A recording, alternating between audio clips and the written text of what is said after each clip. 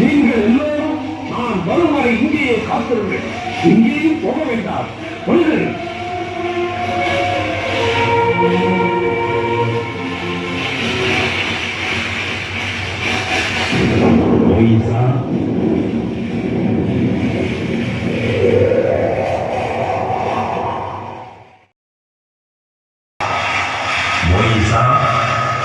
எனது கட்டளைகளை குறித்துக் இதை மக்களிடம் அளித்து அதன்படி நடத்தட்டும்.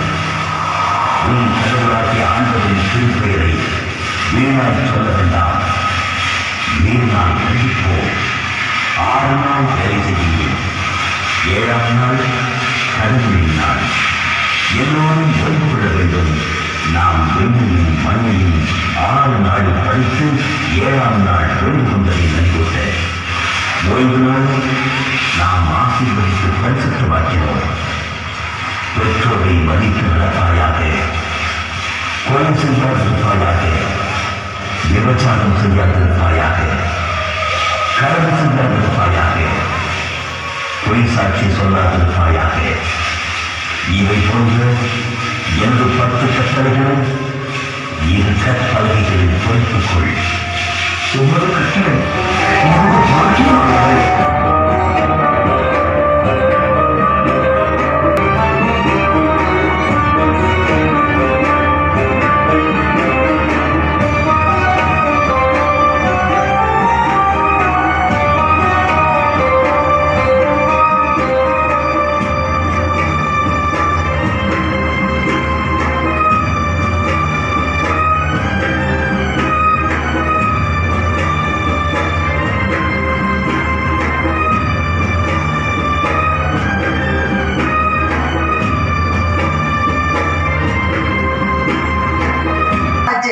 விஷயத்த சொல்லுப்பா.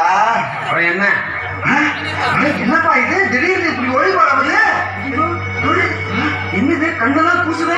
ஆமாப்பா, இப்படி வெளிச்சமா தெரியுது. ஆமா, என்ன கூட பயமா இருக்க. யாரும் மனது மாதிரி தெரியல.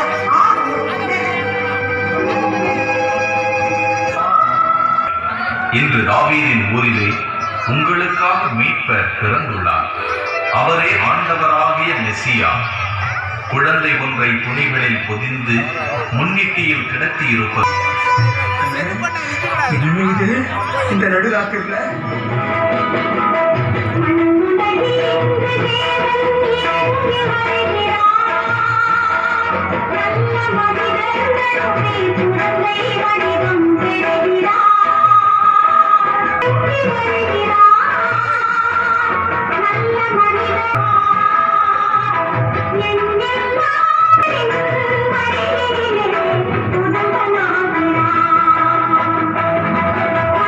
you.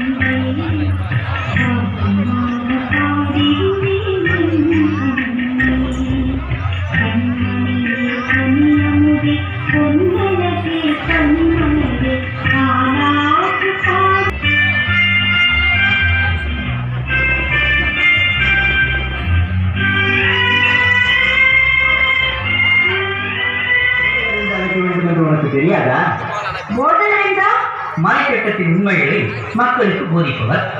அப்படியானால் எனக்கு சில உண்மைகளை விளக்க முடியுமா? உன் போன்ற சிறுவனுக்கெல்லாம் பதில் சொல்லிக் கொண்டிருக்க எங்களுக்கு நேரமில்லை. சிறு பிள்ளை என்ன பெரிதாக கேட்டுவிடப் போகிறார்? அவனது சந்தேகம்தான் என்னவென்று கேட்டு தெரிந்து கொள்வோமே. கேளப்பா. சமாரியர்களுடன் பேசுவது தவறா? தவறாவது அவர்கள் முகத்தில் விழிப்பதே பாவமப்பா. அப்படியா?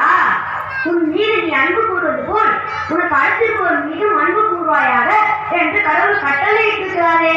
அது அந்த சமாரியர்களுக்கு பொருந்தாதோ? அது எங்களுக்கு நேரமாகிவிட்டது. பொருள் இன்னுமா சந்தேகம்? சீக்கிரம் கேள்.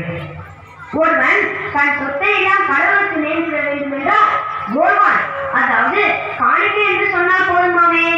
ஆமாம், அப்படி சொன்னதும் அது கடவுளுக்கு நேர்ச்சியாகிவிடும். அது சிறிதளவும் பெற்றோர்களுக்கும் மற்றவர்களுக்கும் கொடுக்க வேண்டியதில்லை. அதனால் பெற்றோர் பட்டினி கிடந்து மடிந்தாலும் அந்த பாவம் அவனை சேராது. அது சேராது. ஆனால் கடவுள் தாழ்த்துதை போற்று என்று கூறியிருக்கிறாரே. தாழ்த்துதை கூற்றுகிறவன் செத்து ஒளியட்டும் என்றும் கூறவில்லையா? அது இந்த சிறுமையிடம் வாயை கொடுத்து வங்கியில் மாட்டிக் கொண்டு இந்த சிறிய வயது இத்தனை ஞானமா நம்ப முடியவில்லை. இன்னும் நமக்கு இங்கு என்ன வேலை புரிந்துமா? நான் கேட்ட எந்த கேள்விக்கும் பதில் சொல்ல முடியவில்லை. பிறகு உங்களை நான் எப்படி ஐயா போடுதல் என்று அழைப்பது? மிகவும் புத்திசாலி பிள்ளையப்பா நீ. சந்தேகம் தீர்ந்து விட்டதல்லவா? நாங்கள் போகிறோம். மகான்மையா சீக்கிரம். மகனே, உன்னை எங்கெல்லாம் தேடுவது? எங்களை இப்படியா தவிக்க விடுறது? ஏன் பாய்ப்பு செஞ்ச? அம்மா, என்னை நீங்கள் ஏன் தேட வேண்டும்? நான் என் தந்தையின் அலுவல்களில் ஈடுபட்டிருக்க வேண்டும் என்பது உங்களுக்கு தெரியாதா? என்னப்பா சொல்ற? ஒன்றும் புரியலையே. அதனால என்ன இப்போ? பிள்ளை கிடைச்சிட்டான், அது போது நமக்கு. ஏசு பாப்பா.